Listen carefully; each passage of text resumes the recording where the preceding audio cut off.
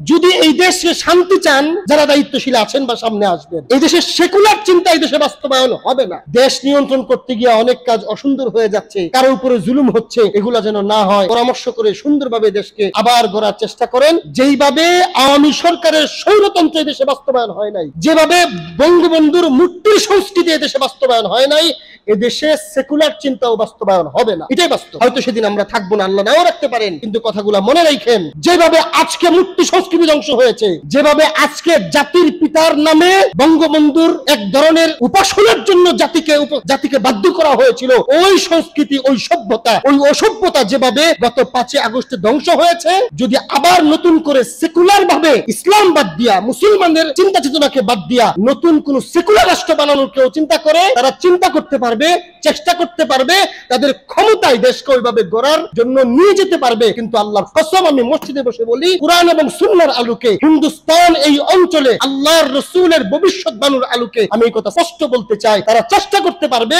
এজন্য আবার হয়তো মানুষ মরবে, কিন্তু সেকুলার চিন্তা এই দেশে বাস্তবায়ন, সুদ ভিত্তিক অর্থ ব্যবস্থার দ্বারা এই দেশে শান্তি শৃঙ্খলা ফিরে আসবে না। সুতরাং কারা দেশের সামনে আসবেন আমরা জানি না। এখন যারা আছেন, আমি গত জুমায়ও বলছি, ওনাদের একটা চিন্তা, সেকুলার চিন্তাটা আমাদের পছন্দ না। বাকি অনেকে বলে তাহলে এদের চেয়ে আগের ওরা ভালো ছিল, আগের ওরা ভালো ছিল, আপনারা বুঝতেছেন না আগে কেমন ছিল। কোনো একটা খারাপের পরে যদি আরেকটা খারাপ আসে, আসুক না, পরিবর্তনটা হলো জরুরি। এবং এদেশের মানুষের মধ্যে এখন যে একটা চিন্তা আসছে, বৈপ্লবিক চিন্তা, প্রতিবাদ প্রতিরোধের চিন্তা, এটা আপনারা ধরে রাখেন। দল মত বুঝি না, আমি বিএনপি, আওয়ামী লীগ, জামাত, জাতীয় পার্টি বা অন্য কোনো কিচ্ছু বুঝি না। আমরা বুঝি এদেশের শান্তি, এদেশের নিরাপত্তা, এদেশের শৃঙ্খলা, এদেশের জনগণের নিরাপত্তা, আমরা কথা বলার স্বাধীনতা, খাবারের স্বাধীনতা, দ্রব্যমূল্যের সাধারণ অবস্থা, বাজার নিয়ন্ত্রণ, আমরা এগুলা বুঝি। আমাদের নিরাপত্তা দিতে হবে, আমাদের নারীদের নিরাপত্তা দিতে হবে, এদের সুন্দর চলতে হবে, বিচার ব্যবস্থাকে সুন্দর করতে হবে, ঘুষ মুক্ত বিচার ব্যবস্থা, ঘুষ মুক্ত সরকারি আমলা ব্যবস্থা, এগুলা বাস্তবায়ন করতে হবে, সুদ মুক্ত অর্থ ব্যবস্থা, এগুলো বাস্তবায়ন করতে হবে, জুলুম বন্ধ করতে হবে, স্বৈরতন্ত্রের শেষ হইতে হবে। এগুলা আমরা বুঝি। যারা আসবে, যারা এগুলা করবে, তারাই এই দেশে শান্তিতে থাকতে পারবে। আর যারা এসে আবার আগের মতো, আগে 18 বছর কেউ খাইছে, এখন নতুন করে আবার কেউ আইসা খাইতে চাবে দেশকে।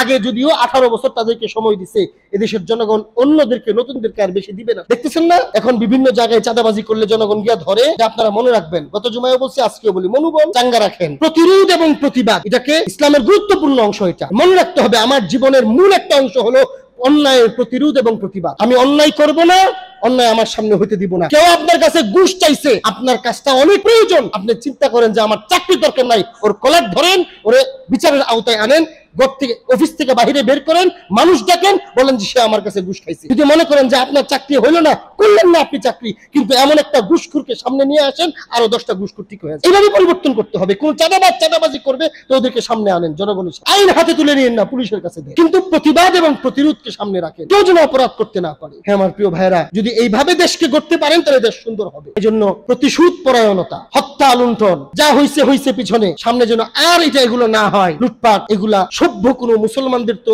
নাই, সভ্য কোন মানুষের, সভ্য কোন জাতির স্বভাব এটা না। হ্যাঁ, যখন মানুষের মধ্যে খুব বাইরা যায়, তখন মানুষ সুযোগ পাইলে পাগল হয়ে যায়, কিছু একটা করছে, দেখাইছে। এখন পিছনে যা হইছে, সামনে দেশে কিভাবে সুন্দর করে গড়া যায় সেই চিন্তা আমরা করি। ছাত্র সমাজ, তরুণ সমাজ খুব মেহনত করতেছে। আমি ব্যক্তিগতভাবে আমাদের সকলের পক্ষ থেকে এদেশের সকল তরুণ এবং ছাত্র সমাজের শুকরিয়া আদায় করি এবং তাদেরকে পরামর্শ দিব, সুন্দরভাবে পরামর্শ ভিত্তিক আপনাদের কিছু কাজ, এখন দেশ নিয়ন্ত্রণ করতে গিয়ে অনেক কাজ অসুন্দর হয়ে যাচ্ছে, কারো উপরে জুলুম হচ্ছে, এগুলা যেন না হয় পরামর্শ করে সুন্দরভাবে দেশকে আবার গড়ার চেষ্টা করেন। আল্লাহ রাব্বুল আলামিন আমাদের এই দেশের জন্য ইনশাআল্লাহ ভালোই রেখে, সামনের দিনগুলো আমাদের ভালো যাবে, দেশ আবার সুন্দর হবে, দেশ আবার অর্থনৈতিকভাবে সুন্দর হবে, সামগ্রিকভাবে সুন্দর হবে, এই কামনায় আমরা করি।